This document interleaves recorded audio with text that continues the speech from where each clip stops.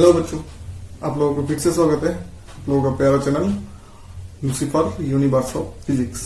मैं कौशिक शाह आज आप लोगों के लिए लाया हूं magnetic effect of current and magnetism part 7। आज हम लोग डिस्कस करेंगे थोड़े न्यूमेरिकल के बारे में। थ्योरी सब तो हम लोगों ने खत्म कर चुका है और कुछ ज्यादा थ्योरी तो बाकी नहीं है मेरे ख्याल से। अगर आप लोगों को फिर भी कोई डाउट है तो मुझे बताइए कमेंट बॉक्स पे या मेरा नंबर पे कॉल करके या व्हाट्सएप नंबर पे, तो मैं आप लोगों के लिए वीडियोस लेके आ जाऊंगा उस टॉपिक के ऊपर। और फिलहाल मुझसे जितना हो पाया है मैंने तो थ्योरी डिस्कस कर दिया है। अभी चलो चलते हैं न्यूमेरिकल पे। आज थोड़ा बहुत न्यूमेरिकल देखेंगे, मजेदार न्यूमेरिकल देखेंगे। बहुत मजा आएगा आज का न्यूमेरिकल में। वो सारे के सारे आईआईटी में आए थे।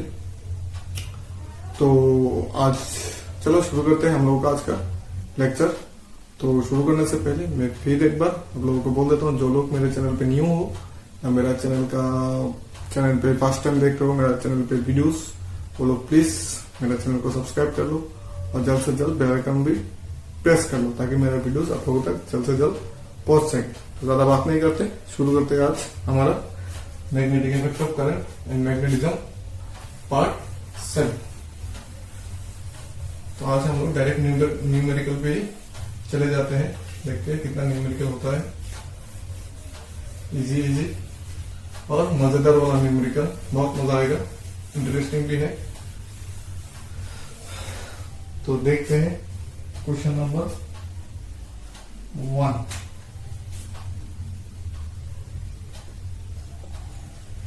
A proton, a deuteron, and an alpha particle having the same kinetic energy.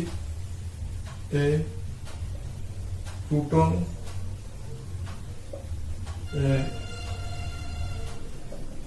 deuteron, and an alpha particle. ठीक है, alpha particle having same kinetic energy.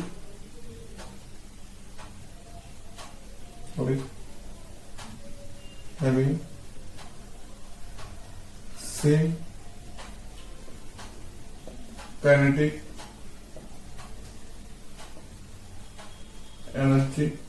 same kinetic energy are allowed to pass through a uniform magnetic field. Are allowed to pass through a uniform magnetic field. Through a uniform magnetic field. फिर क्या बोला है? Perpendicular to their direction of motion. Compute the radius of their circular path. Perpendicular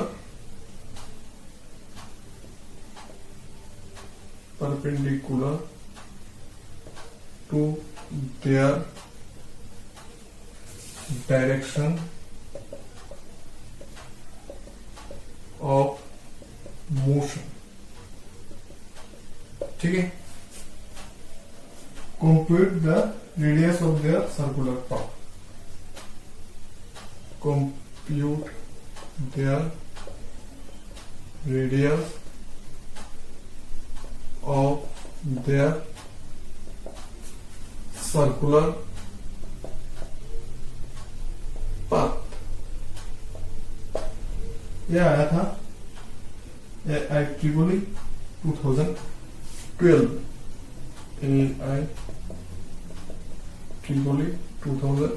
में, जो अभी JEE में हो चुका है। यह हम लोगों को सॉल्व करना है। A proton, a deuteron and an alpha particle having same kinetic energy. Proton का, ड्यूट्रॉन का और अल्फा पार्टिकल का kinetic energy सेम है। are allowed to pass through a uniform magnetic field. इन सारे को एक यूनिफॉर्म मैग्नेटिक पे छोड़ा है तो बोला है through a uniform magnetic field. Perpendicular to their direction of motion, compute the radius of their circular path. मान लो ये मैग्नेटिक फील्ड हो गया,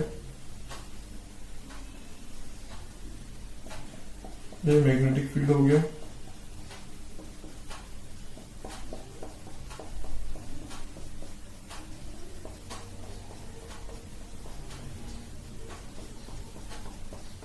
ठीक है। यहां से हम लोगों ने तीनों पार्टिकल को छोड़ा है, प्रोटॉन, न्यूट्रॉन और न्यूट्रॉन को।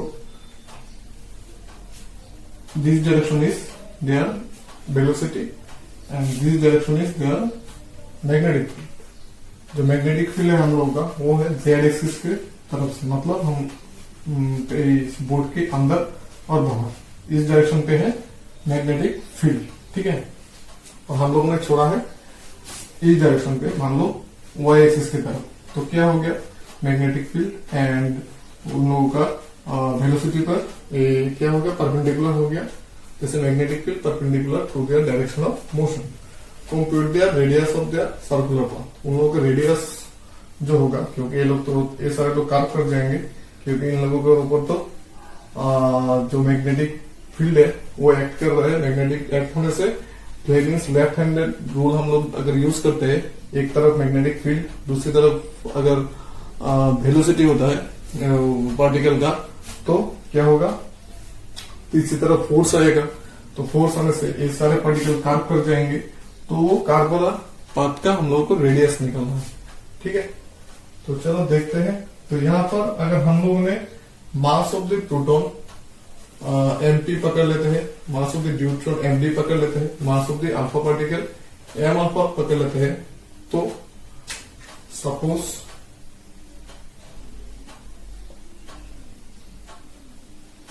मास of proton equal to MP,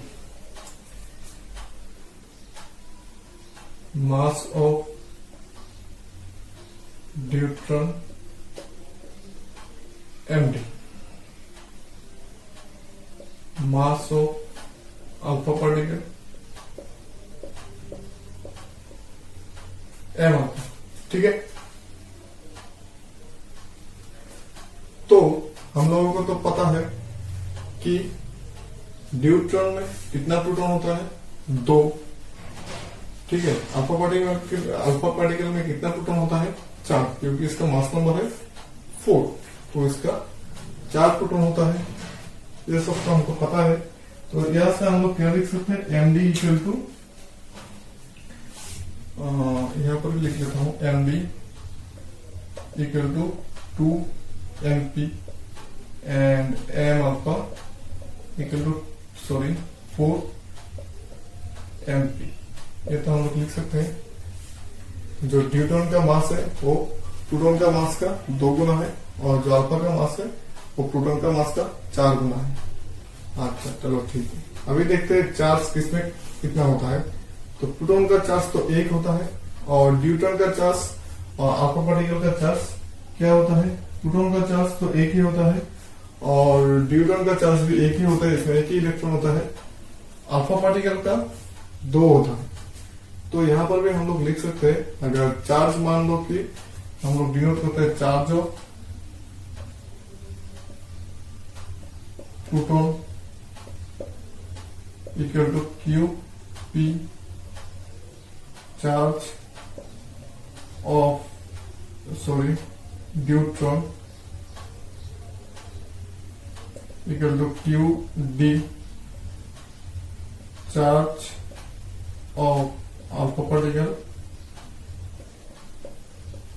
equal to Q alpha. ये सारी चीज हम लोगों ने एज्यूम कर लिया। तो हम लोग क्या लिख सकते हैं, जो प्रोटॉन का चार्ज है Q P equal to Q D, डेटा का भी सेम चार्ज है, और Q alpha equal to 2 Q P. ये हम लिख सकते हैं, क्योंकि अल्फा पार्टिकल होता है 2 हीलियम के समान। एक हीलियम और अल्फा पार्टिकल सेम होते हैं, तो हीलियम में 2 इलेक्ट्रॉन होता है, ठीक है। तो 2 इलेक्ट्रॉन होने से उसका प्रोटॉन और चार्ज कितना हो जाएगा, हम लोग का 2 हो जाएगा।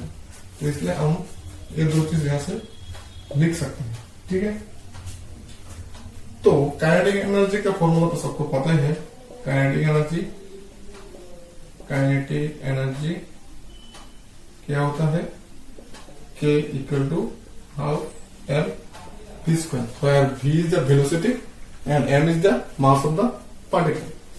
तो यहां से हम लोग क्या लिख सकते हैं, M V square equal to 2k, v square equal to 2k by m, v equal to root over 2k by m। इतना तो हम लोग लिख ही सकते हैं। तो भी हम लोगों को मिल गया।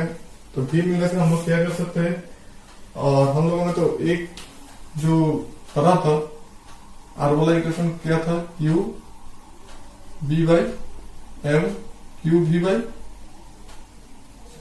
क्या था इक्वेशन आर वाला, R equal to Q B by M भी, ऐसा था ना। तो क्या हो जाएगा, अभी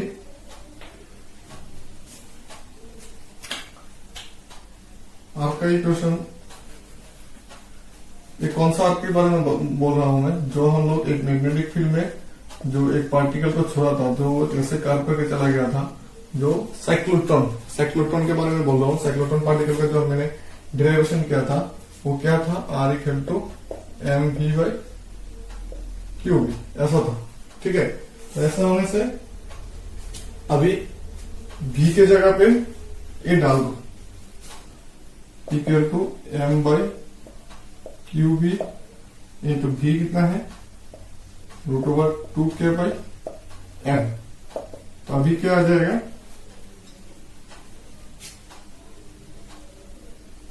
root over 2mk by Q B. देखो समझ में आता है कि नहीं।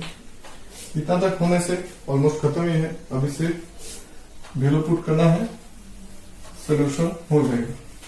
ठीक है, तो अभी क्या करना होगा, R equal to this, so R आपका इक्वल टू क्या होगा, root over 2m alpha k alpha q alpha b alpha. ठीक है,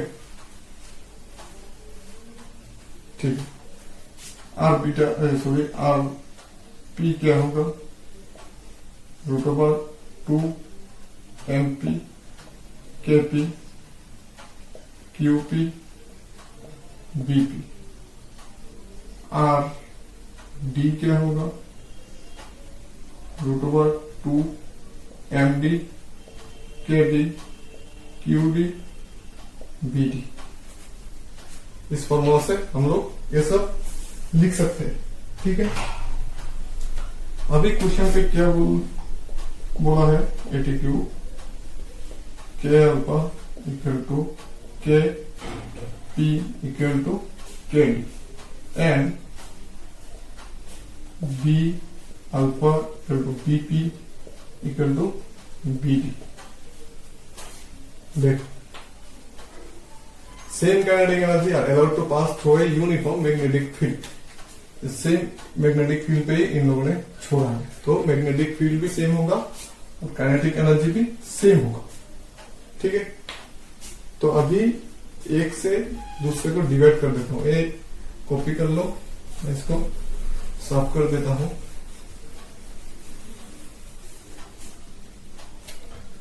तो क्या आ जाएगा हम लोगों का, अगर हम लोगों ने आरपी बाई आर अल्फा करते हैं, आरपी क्या है, root over 2mp kp by के की जगह पर सिर्फ के लिख लेता हूं, kp equal to K equal to B, ये जूम कर लेता हूं या लेट। तो आ जाएगा R P B into root over 2m alpha K by Q alpha B. तो ये करने से सारे चीज तो कैंसिल हो जाएगा, रूट टू कैंसिल हो जाएगा, सिर्फ रह जाएगा root over M P by M alpha into Q alpha by Q. तो एम अल्फा क्या था, एमपी क्या था, एमपी था, एमपी और एम अल्फा था 4 एमपी।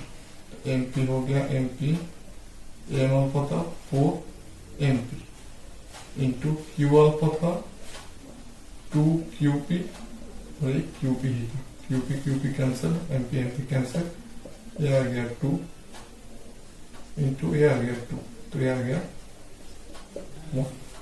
ठीक है, ये आ गया 1।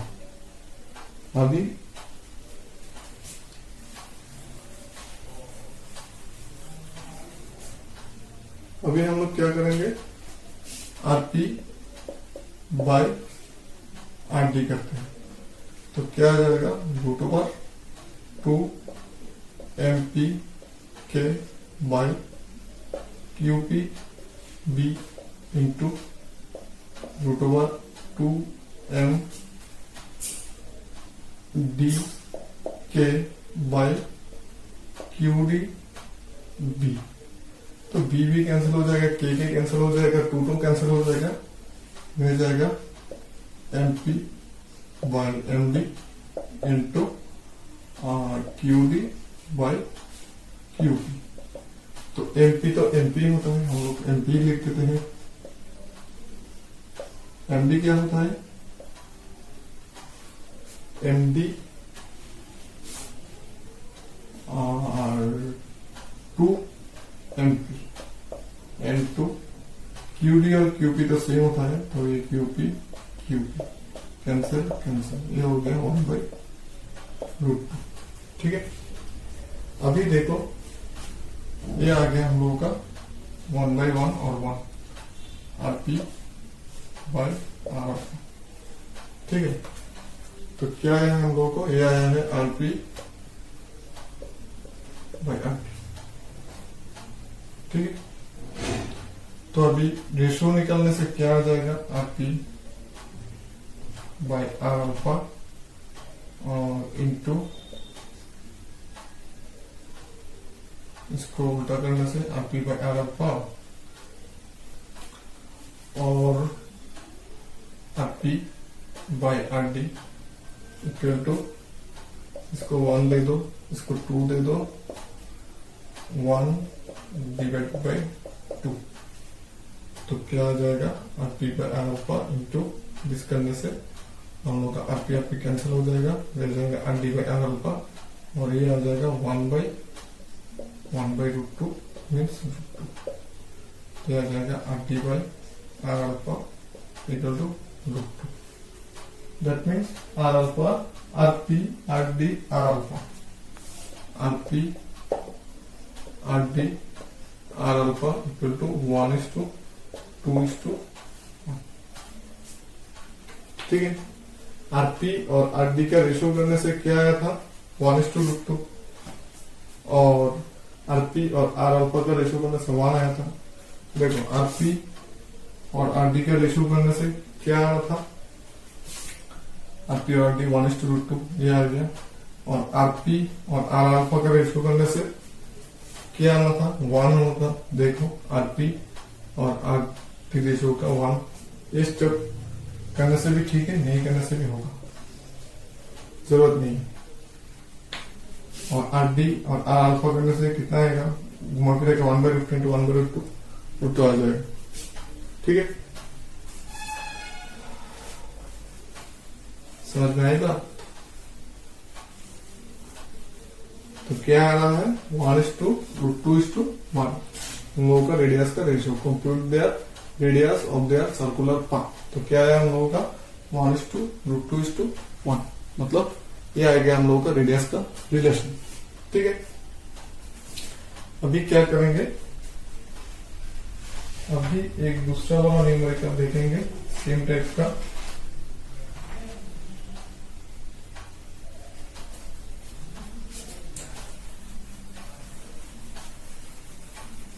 एग्जैक्ट सेम टाइप का देखेंगे दूसरा, क्वेश्चन नंबर 2। ये चाहिए होगा आंसर, क्योंकि ये सेम ही है। Question number 2, a proton, a deuteron, and an alpha particle having same kinetic energy. A proton, a deuteron, and alpha particle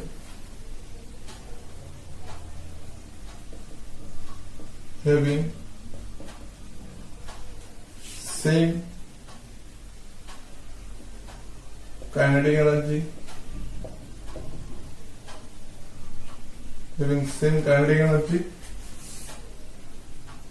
are moving in circular trajectories in a constant magnetic field. Are moving in circular trajectory, ठीक है, in a constant magnetic field. Trajectories in a constant uniform magnetic field. पहले की तरह है ये, if R alpha, RD and RP, RD, R alpha denotes respectively the radius of the trajectories. If RP, RD and R alpha denotes the radius of their trajectories, ठीक है, radius of their trajectories, then क्या होगा? Option A, R alpha equal to RP less than RP. Option B, R alpha greater than RD greater than RP. R alpha greater than RD greater than RP. Option C, R alpha equal to RD. R alpha equal to RD greater than RP. Option C, R alpha RD RP. R alpha equal to RP equal to RP. IIT 1997 में ये आया। तो ये तो बिल्कुल पहले जैसा numerically है, proton, deuteron, alpha particle, same kinetic energy, moving with in trajectories in circular uniform magnetic, same पहले जैसे ही है। सिर्फ यहाँ पर ऑप्शन क्या दिया है कि रेडियस के साथ हम लोग रिलेशन जो आया था, हम लोगों ने यहाँ पर रेशियो निकाला है, यहाँ पर इसके जैसा निकालना है। तो यहाँ पर से देख लो, जो आरपी होता है और आर अल्फा होता है 1 that means RP equals to R alpha, लेकिन आरडी जो होता है वो होता है √2, मतलब 1 से ज्यादा, तो equal to RD, sorry less than RD. RD तो ज्यादा है क्योंकि √2 है, मतलब 1.414 है, √2 का वैल्यू 1.414। तो आरडी क्या है? आरडी ज्यादा होगा आरपी और आर अल्फा से, और आरपी और आर अल्फा दोनों इक्वल है। तो हम लोगों का ऑप्शन आ जाएगा ऑप्शन वाला ए, ठीक है। इसलिए मैं ये आंसर नहीं सर्व किया था, समझ में आ गई। तो एक न्यूमेरिकल करने से हम लोगों का 2 हो गया, वो भी सेम तरह के 2 बड़े बड़े एग्जाम में आया था, आईआईटी और आईआईटी हुई, ठीक है। तो अभी और एक न्यूमेरिकल देखेंगे हम लोग। चलो देखते हैं और एक numerical.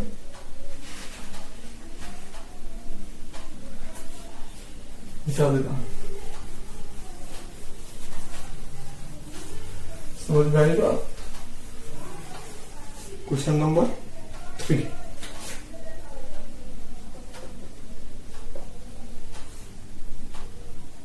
a neutron, a proton, an electron and an alpha particle a neutron,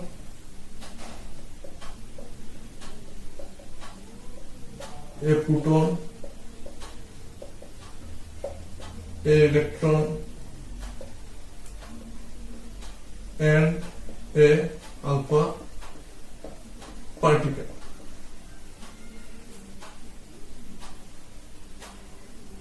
Enter a region of constant magnetic field. Enter a region with constant magnetic field. With constant magnetic field. With equal velocities. With equal velocities. ठीक है. The magnetic field is along the inward normal to the plane of the paper. The magnetic field is along the inward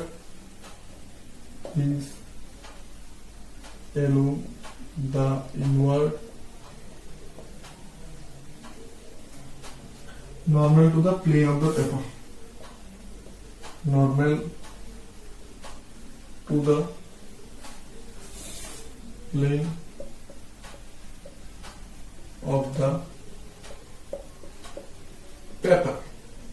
ठीक है. The tracks of the particles are labeled in figure. The tracks of the particle. Tracks of the particle shown in figure. ठीक है. फिर question पूछा है, relate the tracks to the four particles. Relate the tracks of the four particles. चलो ठीक है. IIT 1982.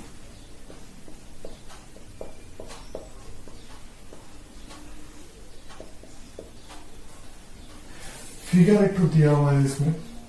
मान लो ये मैग्नेटिक फील्ड है.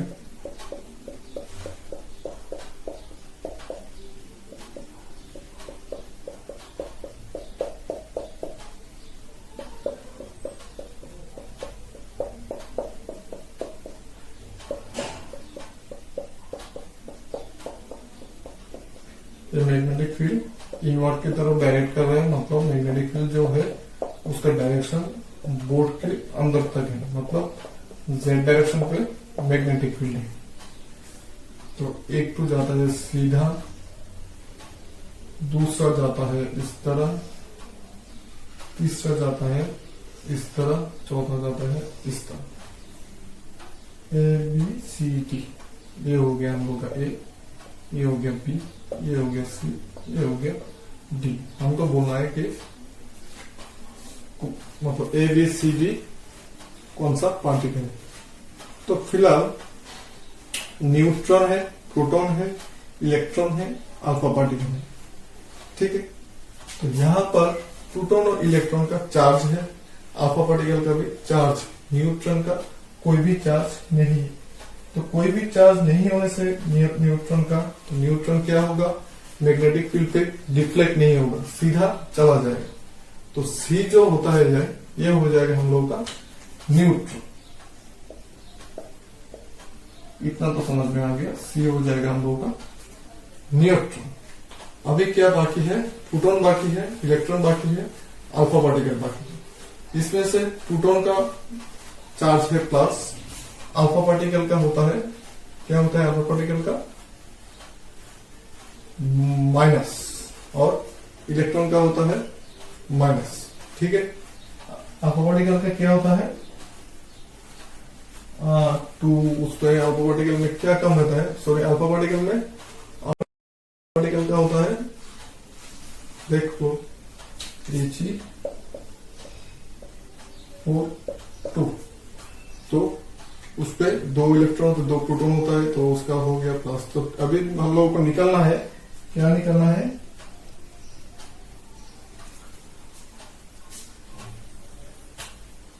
अल्फा का चार्ज हो गया पॉजिटिव,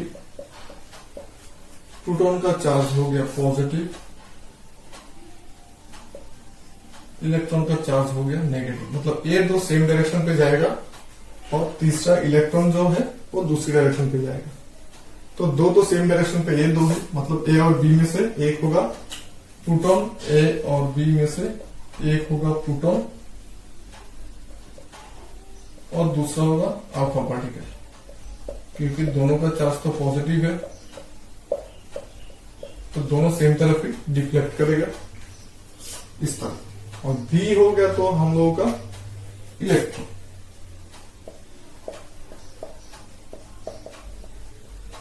ठीक है, डी हो गया हम लोग का तब तो इलेक्ट्रॉन, क्योंकि इलेक्ट्रॉन का चार्ज नेगेटिव है, ये ऑपोजिट में डिफ्लेक्ट करेगा। तो इतना से हम लोग को पता चल गया डी जो होगा वो इलेक्ट्रॉन। और वैसे भी आप लोग Fleming right hand rule use करने से इस तरफ हो गया वेलोसिटी, इस तरफ हो गया मैग्नेटिक फील्ड, तो इस तरफ जो जाएगा वो मतलब जो इलेक्ट्रॉन है उसी तरफ जाएगा, नेगेटिव पार्टिकल ही जाएगा, ठीक है। ऐसे करने से ये क्योंकि इलेक्ट्रिक जो मैग्नेटिक फील्ड है invert normal to the plane, मतलब बोर्ड के अंदर की तरफ, तो अंदर की तरफ करने से देख लो ऐसे मैग्नेटिक फील्ड कौन सा वाला होता है, ये हो गया वेलोसिटी, ये हो गया मैग्नेटिक फील्ड होने से ऐसा वाला होगा, हाँ ऐसा वाला करने से वेलोसिटी हो गया इस तरफ, और नहीं एक्चुअली ऐसा वाला होगा,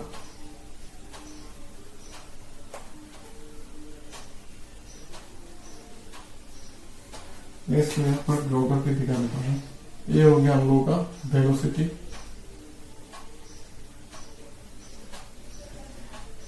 ये मान लो हो गया मैग्नेटिक फील्ड, तो इस तरफ क्या होगा, करंट होगा। तो करंट जिस तरफ होता है इलेक्ट्रॉन का फ्लो दूसरी तरफ होता है, ये तो सबको पता है, तो इलेक्ट्रॉन आ जाएगा इस वे में, ठीक है। वेलोसिटी इस तरफ, मैग्नेटिक फील्ड इस तरफ, तो करंट आ जाएगा हम लोगों का दूसरी तरफ, मतलब इस तरफ। तो ये हो गया हम लोगों का करंट का डायरेक्शन, तो करंट का दूसरी डायरेक्शन पे हो जाएगा इलेक्ट्रॉन का वेलोसिटी, क्योंकि इलेक्ट्रॉन जिस तरफ फ्लो करता है उसका दूसरी तरफ करंट फ्लो होता है, ये तो सबको पता है। तो उसके हिसाब से हम लोग पता लगा सकते हैं। फिर नहीं तो ये दोनों सेम डायरेक्शन पर डिफ्लेक्ट कर रहा है, मतलब इन दोनों का चार्ज सेम है, तो यहाँ पर से प्रोटॉन और अल्फा पार्टिकल का ही चार्ज पॉजिटिव होता है, मतलब डायरेक्शन सेम होता है, तो ये दोनों प्रोटॉन और अल्फा पार्टिकल हो जाएगा, तो रह गया डी, वो तो इलेक्ट्रॉन हो जाएगा। अभी देखना है ए और बी में कौन सा वाला प्रोटॉन है, कौन सा वाला अल्फा। उसके लिए हम लोगों को क्या करना पड़ेगा, उसके लिए हम लोगों को जो फर्स्ट वाला न्यूमेरिकल में जो किया था रेडियस का फॉर्मूला वो निकालना पड़ेगा, क्योंकि रेडियस जो होता है R equal to M V by Q B. यहाँ पर तो वेलोसिटी और बी सेम है, मतलब R proportional to M by Q. तो यहाँ पर हम लोगों को क्या क्या में रिलेट करना है, ये इलेक्ट्रॉन होने से अल्फा और प्रोटॉन में, तो एम ऑफ पी प्रोटॉन का जो मास है, इलेक्ट्रॉन का mass 4mp equal to M alpha, ठीक है, और 2qp equal to M Q, sorry 2qp equal to M Q, नहीं ठीक ही लिखा था, जो नहीं गलत लिखा था, क्यू अल्फा, जो अल्फा का चार्ज होता है वो प्रोटॉन के 2 गुना होता है, और मास अल्फा का प्रोटॉन का 4 गुना होता है। तो अभी क्या होगा, R alpha by R P करने से m alpha by q alpha into mp by qp। m alpha 4mp लिख दो, q alpha की जगह पे 2qp लिख दो, qp छोड़ दो, mp छोड़ दो, mp mp qp qp cancel, आ गया 2। तो r alpha by rp equal to 2। that means r alpha equal to 2 rp, मतलब r alpha जो है वो बड़ा है, तो इसका रेडियस क्या होगा, बड़ा होगा, इसका रेडियस क्या होगा, कम होगा। तो दैट मीन्स b क्या होगा, अल्फा पार्टिकल होगा, और a क्या होगा, प्रोटॉन होगा। बिल्कुल सिंपल है, स्टेप वाइज सॉल्व करना है सीरीज को, ठीक है। यहां से हम लोगों को मिल गया अल्फा का रेडियस जो है वो प्रोटॉन से ज्यादा है, द्विगुना है। तो इस वजह से हम लोग बोल सकते हैं कि प्रोटॉन जो इसका रेडियस तो ज्यादा होगा, ये तो कोई ना कोई सर्कल का पार्ट है, तो इसका रेडियस ज्यादा होगा, इसका रेडियस कम होगा। तो उसके हिसाब से हम लोगों ने बोल दिया कि ये होगा अल्फा पार्टिकल, ये होगा प्रोटॉन, ठीक है। समझ में आई बात? नहीं समझ में आने से कमेंट बॉक्स में कमेंट करके झाड़ दो, उड़ा दो, कुछ भी कर दो, बस कमेंट करते इसको, ठीक है। मिटा देते हैं, दूसरा नियम करके चलते हैं।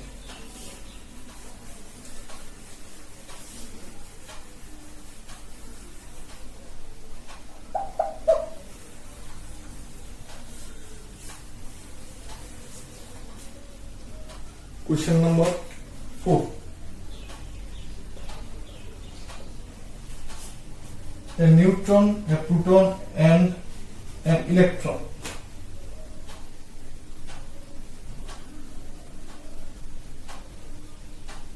चलो ठीक है, ये इसका जैसा ही है तो रेड हो जाएगा।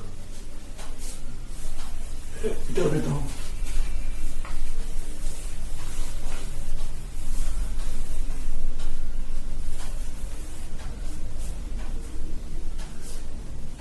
अभी देखते हैं क्वेश्चन नंबर 4, ठीक है। A conducting loop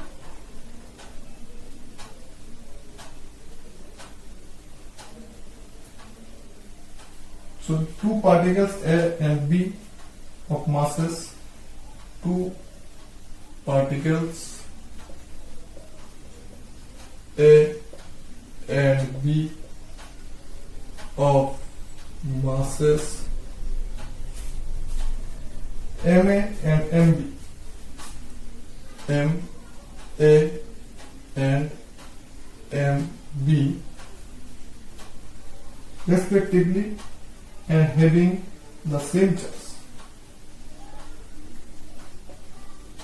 respectively and having the same charge,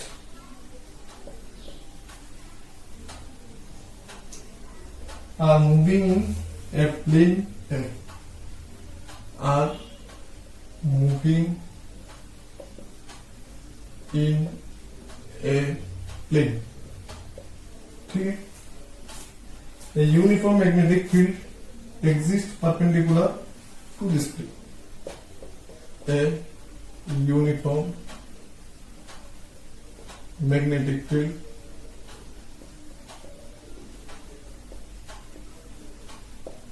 exist, कहां पर एग्जिस्ट है, exist perpendicular to the plane, perpendicular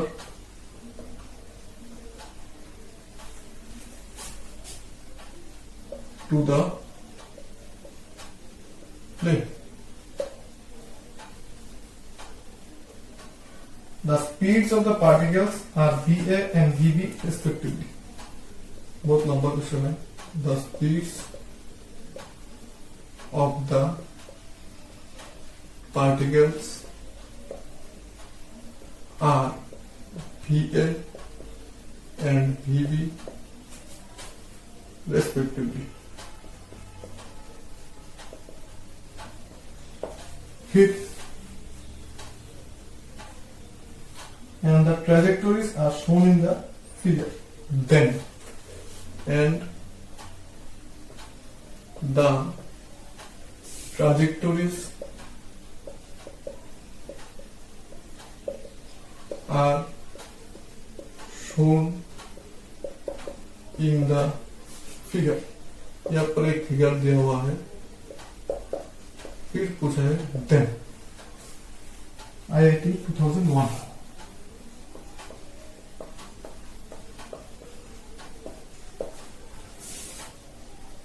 Option A, MA BA less than MB less than MB BB. Option B, MA BA greater than MB BB. Option C, MA less than MB, MA less than MB, and VA less than VB, VA less than VB. Option D, MA equal to MB, VA equal to VB, MA equal to MB, and VA equal to VB. जो figure दिया हुआ है इसमें, suppose ये हो गया हम लोग का एक मैग्नेटिक फील्ड,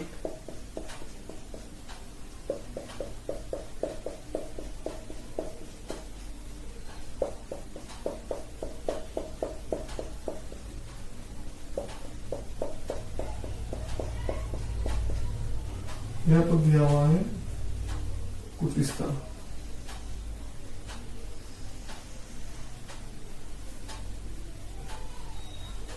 ये बी है, ये ए है, दोनों सेम डायरेक्शन. ठीक है, चलो देखते हैं क्वेश्चन पे क्या बोला है. Two particles A and B of masses ma and b respectively are having the same charge are moving in plane. उन दोनों का चार्ज सेम है और मास है ma and b. अच्छा, uniform magnetic field exist perpendicular to the plane. दोनों का VB same होगा क्योंकि दोनों में सेम मैग्नेटिक फील्ड है. The speeds of the particle VA and VB respectively and the trajectories are shown in the figure. इन दोनों का स्पीड भी दिया हुआ है VA एंड VB, और जो दिया हुआ है ट्रैजेक्टोरीज मतलब इन दोनों का पाथ भी दिया हुआ है. ठीक है, तो हम लोगों को क्या पता है, R equal to MV by QB. ठीक है, तो यहां पर क्या दिखाई दे रहा है, RB greater than less than RA. Question पे बोला क्या बोला है, मासेस दिया हुआ है MA MB having the same charge. दोनों का चार्ज सेम है, मतलब Q सेम है, ए दोनों सेम मैग्नेटिक फील्ड पे है, तो बी भी सेम होगा.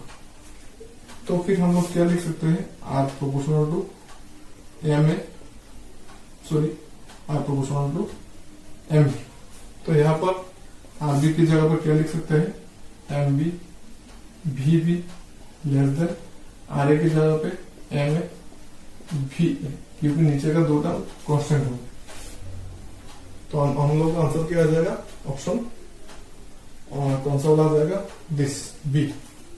इसको उल्टा करके लिखने से MA greater than MA VA greater than MB VB. इसको उल्टा करके लिखने से देखो रेडियस का फॉर्मूला हम लोगों को क्या था, MV बाई QB. यहाँ पर तो Q और B सेम है, तो रेडियस से डिपेंड होगा मास और वेलोसिटी पे. तो R प्रोपोर्शनल टू MV. तो यहाँ पर क्या दिखाई दे रहा है, RA का जो रेडियस है वो ज्यादा है RB से, तो RA ग्रेटर देन RB. तो यहाँ पर हम लोगों ने RA RB का वैल्यू पुट कर दिया. तो एक्चुअली ये तुम ऐसे भी कर सकते हो, नीचे QB डाल दो, नीचे QB डाल दो, तो QB QB कैंसिल हो जाएगा. तो रह जाएगा हम लोग को सिर्फ MBVB ये वाला। तो हम लोग का आंसर आ जाएगा ये। तो ये आंसर दिया हुआ है ऑप्शन बी पे। तो हम लोग का ऑप्शन आ जाएगा ऑप्शन बी वाला। ठीक है, चलो ठीक है, चलते हैं नेक्स्ट क्वेश्चन पे।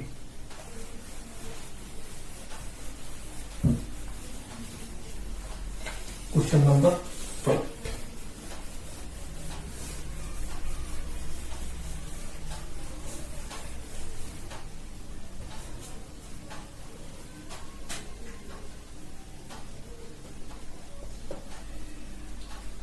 A charged particle is released from rest in a region. A charged particle released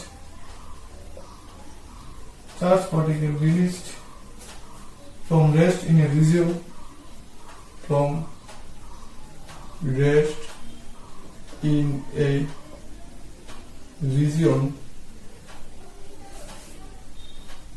of steady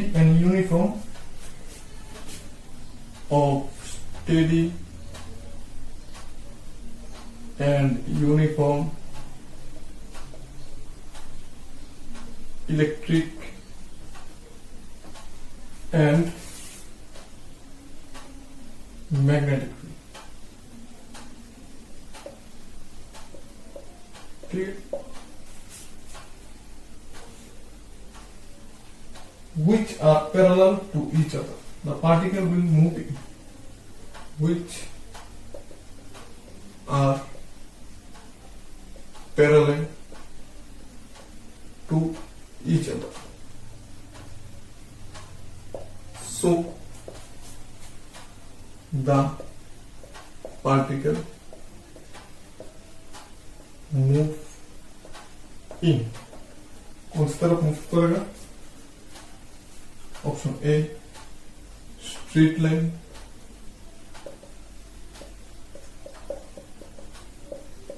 option B circle, option C helix, option D cycloid. चलो देखते हैं। IIT 1999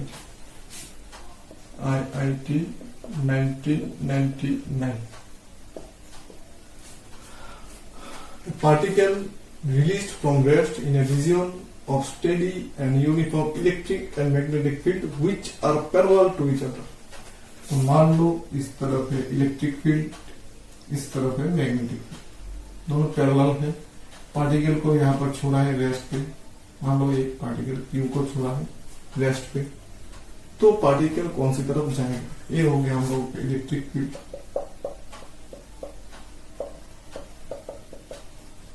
ये हो गया हम लोगों का मैग्नेटिक फील्ड। दोनों का डायरेक्शन सेम है।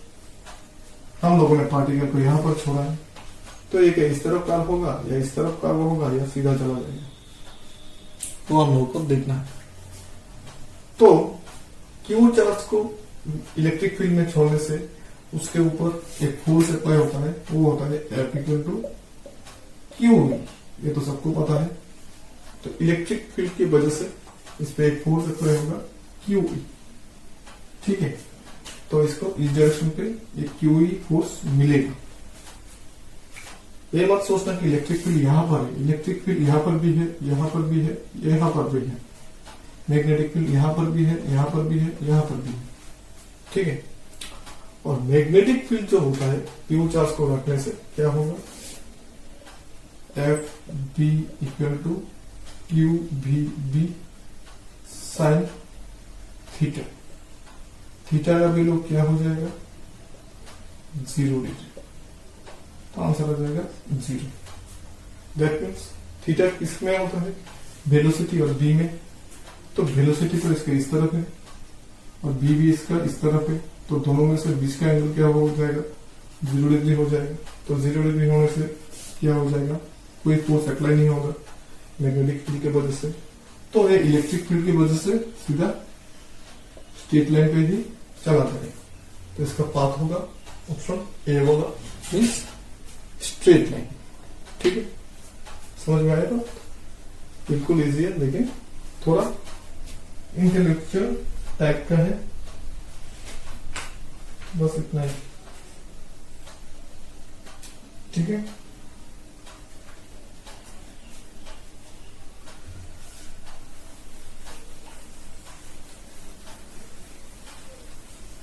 Question number 6।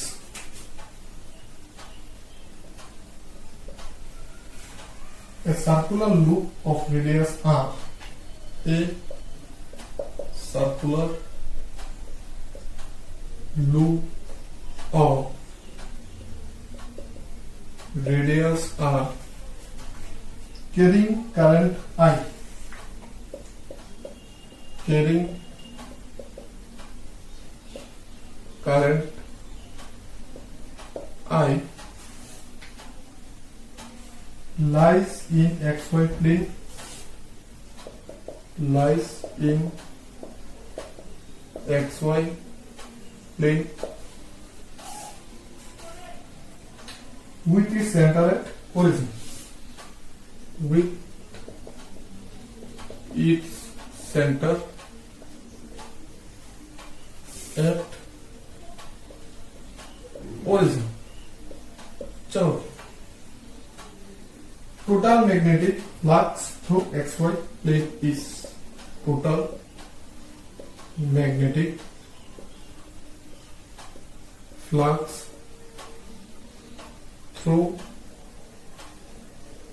xy plane is क्या होगा? Option A directly proportional to I, directly proportional to I। Option B directly proportional to R, directly proportional to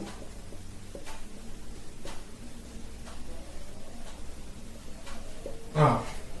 Option C inversely proportional to R, inversely proportional to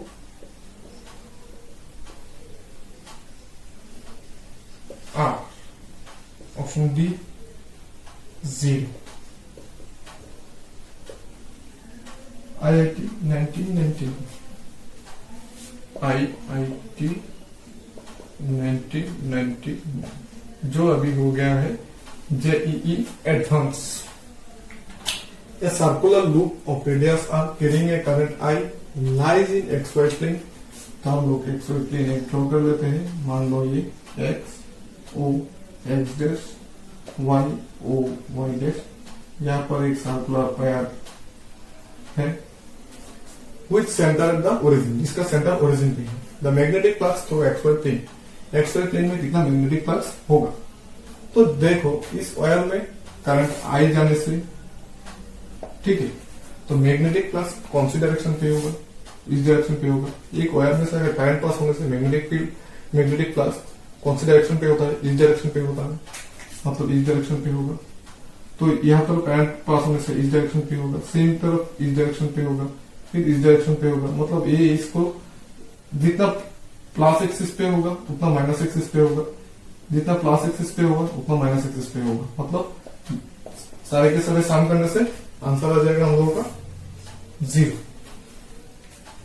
फिर से बोल देता हूं, क्या दिक्कत है?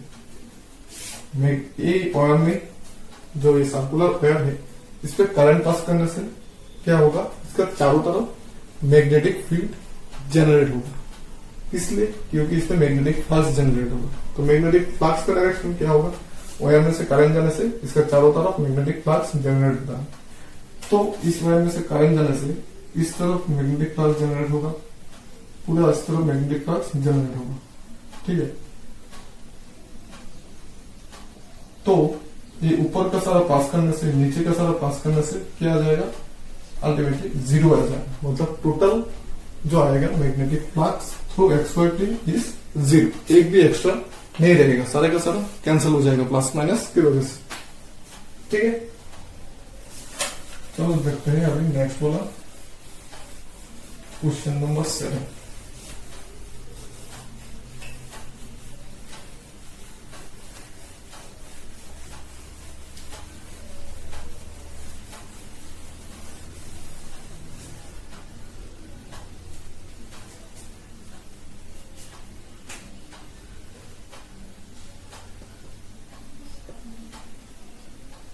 The wire loop PQRSP.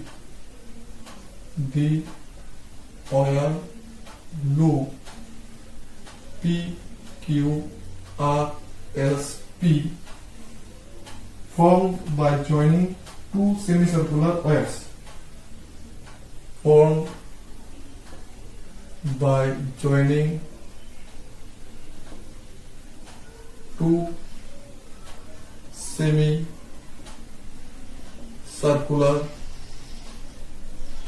wires.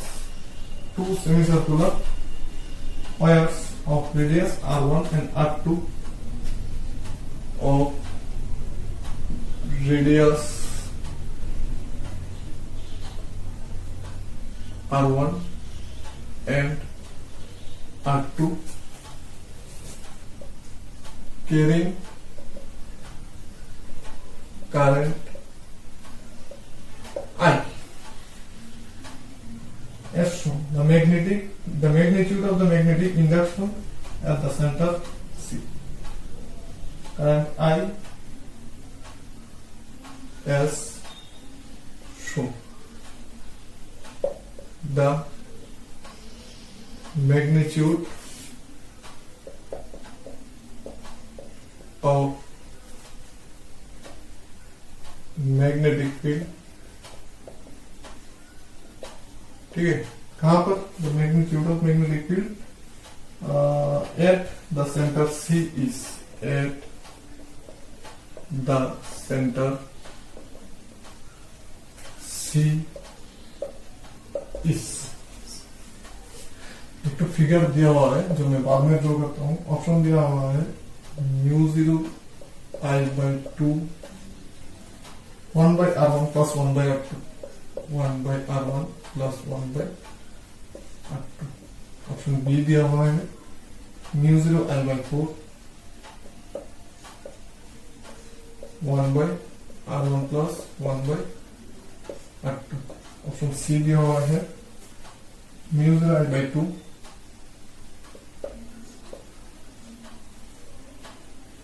1 by R1 minus 1 by R2। Option D दिया हुआ है μ0 I/4 1 by R1 minus 1 by R2। ठीक है, बिल्कुल इजी है। सिर्फ निकालना है हम लोगों को R1 R2 के रेस्पेक्ट पे कितना मैग्नेटिक फील्ड आएगा। इसका फिगर दिया हुआ है हम लोगों को कुछ इस तरह।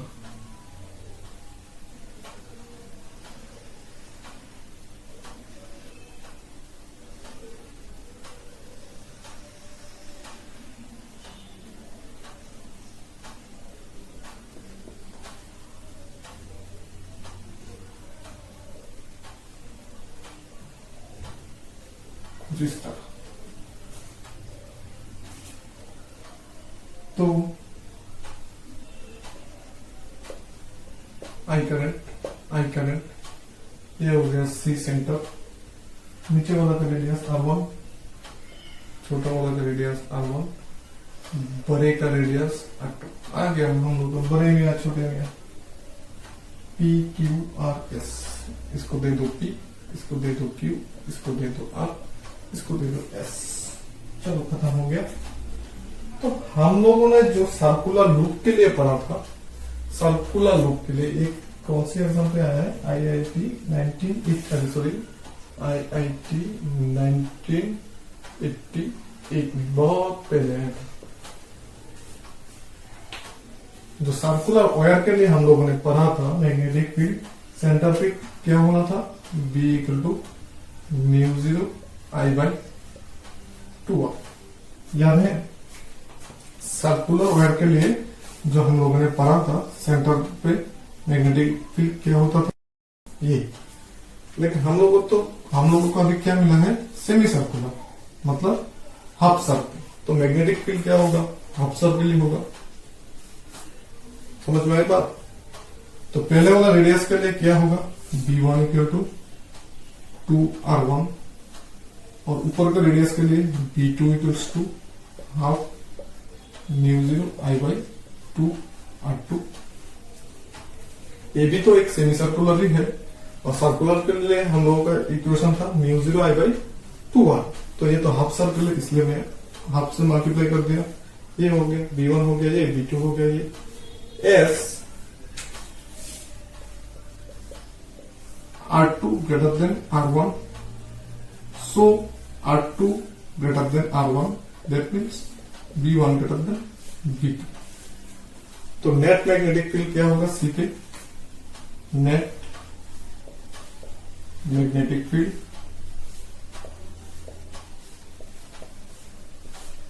Eight C B equal to B1 minus B2।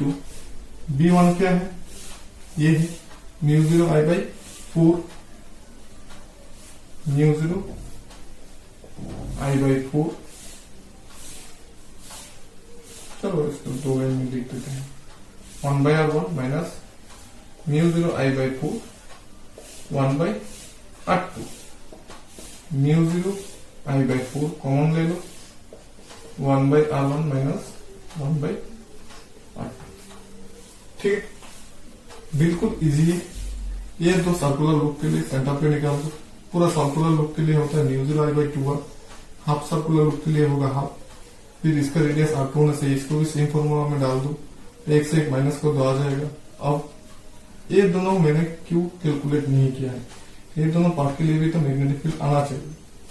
ये दोनों पार्ट के लाइन के ऊपर है सी, ठीक है। अगर इस डायरेक्शन पे होता, मतलब ये दोनों लाइन के परपेंडिकुलर पे होता, तो हम लोग कैलकुलेट करते, लेकिन इसका लाइन के ऊपर है। इन दोनों लाइन की वजह से कोई भी मैग्नेटिक फ्लक्स इसको क्रॉस नहीं करेगा, किसी भी तरह क्रॉस नहीं करेगा, क्योंकि मैग्नेटिक फ्लक्स यहाँ से परपेंडिकुलरली निकलेगा, तो इसको क्रॉस करने का सवाल ही पैदा नहीं होता। तो इन दोनों लाइन के लिए बीच में मैग्नेटिक फील्ड 0 होगा। सिर्फ इसके लिए होगा B1, इसके लिए होगा B2, दोनों को माइनस करना है। क्यों माइनस करना है, क्योंकि इसका डायरेक्शन इस तरफ है, इसका डायरेक्शन दूसरी तरफ। इसका डायरेक्शन इस तरफ होने से क्या होगा, जो मैग्नेटिक फील्ड है वो हम लोग का इस तरफ आएगा, देखो। इसका डायरेक्शन इस तरफ होने से क्या होगा, जब हम लोग कॉस को रूल लगाएंगे तो इसका डायरेक्शन नीचे की तरफ जाएगा, इसका डायरेक्शन ऊपर की तरफ आएगा। तो दोनों एक दूसरे को मतलब न्यूट्रलाइज करने की कोशिश करेगा। नेट जो मैग्नेटिक फील्ड रहेगा B equal to B1 minus B2। ठीक है, तो ये आंसर आ गया हम लोग का ऑप्शन D1। ठीक है, बहुत छोटा सा न्यूमेरिकल है, लेकिन बहुत इंपॉर्टेंट है। ठीक है, समझ में आएगा।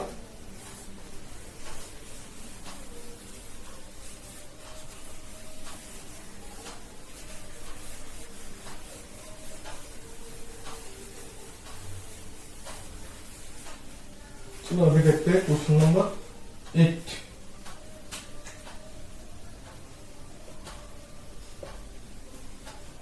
Two long parallel wires are at distance 2D. Two long parallel wires are at distance 2D apart. They carry steady equal currents. They carry steady equal current flowing out of the plane of the paper as shown. Flowing out of the plane of the paper. Plane of the paper. As the variation of the magnetic field B as shown. The variation of the magnetic field, the variation of the magnetic field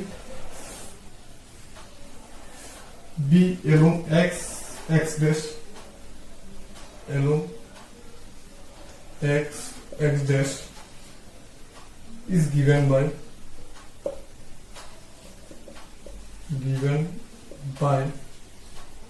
देखो यहां पर 4 graph दिया हुआ है। Option A,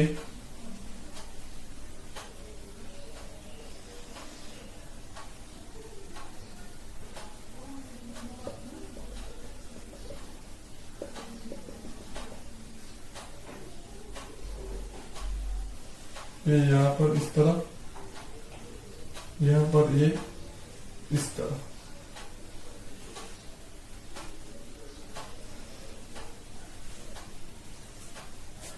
option B पे दिया हुआ है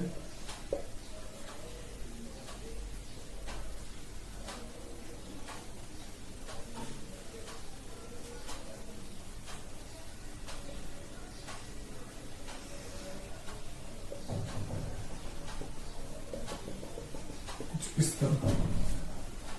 यहाँ पर ग्राफ ऐसा है, यहाँ पर ग्राफ ऐसा है और बीच का ऐसा है। ठीक है। और ऑप्शन बी भी लिख लिया। ऑप्शन सी दिया हुआ है,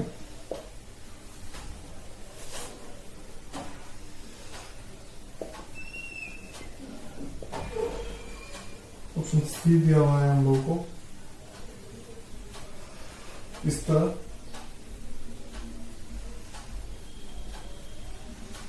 इस तरह। और ऑप्शन डी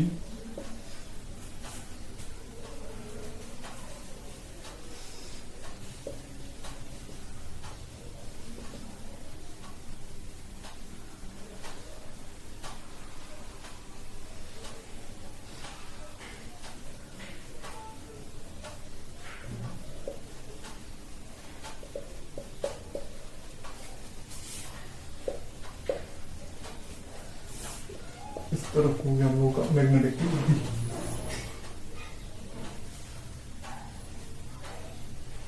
ये दोनों वायर का बीच का डिस्टेंस हो गया डी।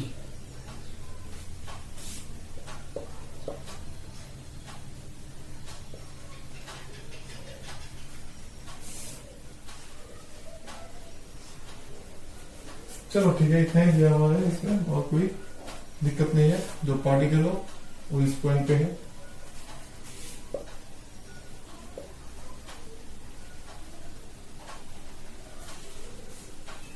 बस इतने ही है, हम लोगों को निकलना है कौन सा ग्राफ। ठीक है, यह है IIT 2000 AIITRIPOLI 2010, IIT 2000 AIITRIPOLI 2010। देखो क्वेश्चन में क्या बोला है, two parallel line wires at distance 2D apart. मान लो ये दोनों पैरेलल लाइन है, दोनों का बीच का डिस्टेंस है 2D, सॉरी 2D होगा सारे के सारे। ठीक, they carrying steady current flowing out of the plane of the paper as shown, variation of the magnetic. तो इसके वजह से जो मैग्नेटिक फील्ड होगा ये ऐसा होगा, ऐसा होगा। ठीक है, तो इसका डायरेक्शन भी ऐसा होगा, दोनों का सेम डायरेक्शन पे ही करंट जा रहा है। इसका भी ऐसा होगा। ये हो गया मिडिल पॉइंट, ये हो गया ये। ठीक है, अभी हम लोगों को ग्राफ निकलता है, देखो कैसे निकलता है। इस पॉइंट को नाम दे दो ए, बी और सी। इस डायरेक्शन पे किसका पावर ज्यादा होगा, इस वायर का पावर ज्यादा होगा क्योंकि ये इस वायर के पास में है। तो इसका जो मैग्नेटिक फील्ड है वो देखो, ये जो इस डायरेक्शन पे है, तो इस डायरेक्शन पे आ जाने से, ये वाला पार्ट में आ जाने से इसका डायरेक्शन क्या हो जाएगा, ऐसा हो जाएगा, मतलब नीचे की तरफ। तो उसका मैग्नेटिक फील्ड रहेगा ऐसा। तो एक तो पार्ट मिल गया है। सिमिलरली इस वाला में इसके ऊपर सिर्फ बी का पावर ज्यादा रहेगा क्योंकि ये बी के पास में है और ये ऊपर की तरफ जा रहा है, तो इसका भी डायरेक्शन होगा इस तरह। तो हम लोगों को दो साइड का मिल गया है। फिर से बोल देता हूं, जो बीच का जो है, बीच में तो जीरो होगा। क्यों? क्योंकि बीच में इसका डायरेक्शन ऐसा होगा, इसका डायरेक्शन ऐसा होगा, तो एक दूसरे को कैंसिल करता है। इसका जो मैग्नेटिक फील्ड आएगा वो आएगा नीचे की तरफ, इसका मैग्नेटिक फील्ड आएगा ऊपर की तरफ, दो एक दूसरे को कैंसिल कर देगा। लेकिन इस वायर के लिए इस साइड पे जो मैग्नेटिक फील्ड आएगा, इस पे इसका पावर ज्यादा होगा, इसका पावर कम होगा। तो इसलिए इस साइड पे मैं ऐसे लिखा हूं क्योंकि इसका डायरेक्शन नीचे की तरफ है। इस साइड पे मैं इस तरफ लिखा हूं क्योंकि इसका डायरेक्शन ऊपर की तरफ है। अभी बीच का निकलता हूं। बीच में इस वाला पार्ट के लिए क्या होगा, ऊपर की तरफ आएगा, और इस वाला पार्ट के लिए नीचे की तरफ आएगा। ठीक है, क्योंकि ये नीचे की तरफ जा रहा है एरो, तो इस वाला पार्ट के लिए नीचे की तरफ आएगा और इस वाला पार्ट के लिए ऊपर की तरफ जाएगा। अभी ये दोनों को ज्वाइन कर दो तो आ गया हम लोग का graph. That is option B. देख लो, this side is this side, this side is this side, ये ऊपर का ये और बीच का जो सी है वो ऐसे आकर ऐसे जाएगा, मतलब मैग्नेटिक फील्ड का ग्राफ होगा इस तरह। बिल्कुल इजी है। ये दो चार्ज है, चार्ज होने से इसका जो इस तरफ तुम कंसिडर कर लो, ये हो गया दोनों का मैग्नेटिक लाइन ऑफ फोर्स। इसका डायरेक्शन इस तरफ, इसका डायरेक्शन भी इस तरफ होगा। तो लेकिन इस पॉइंट पे इसका इस तरफ, इसका इस तरफ, तो मिडिल पे जीरो है। फिर इस डायरेक्शन पर ये नेगेटिव पे आ गया तो इसका डायरेक्शन भी नीचे की तरफ है, तो नीचे की तरफ होगा। इस पॉइंट पे ऊपर की तरफ डायरेक्शन है तो ये ऊपर की तरफ जा रहा है। ठीक है, और इस पॉइंट पे ये वाला पार्ट पे इसका डायरेक्शन ऊपर की तरफ है तो ये ऊपर की तरफ जा रहा है, और इस वाला पार्ट में इसका डायरेक्शन नीचे की तरफ है तो ये नीचे की तरफ जा रहा है। बिल्कुल इजी है। तो हम लोग ऑप्शन आ गया ऑप्शन बी। ठीक है, चलो ठीक है, आज बहुत टाइम हो गया, आज के लिए इतना ही काफी है। मिलते हैं नेक्स्ट वीडियो में, थोड़ा और न्यूमेरिकल लेके। जितना हो सके प्रैक्टिस करो, और कोई भी दिक्कत होने से कमेंट बॉक्स में बोलो, जितना हो सकेगा हेल्प करूंगा। ठीक है, तो आज के लिए इतना ही काफी है। टाटा।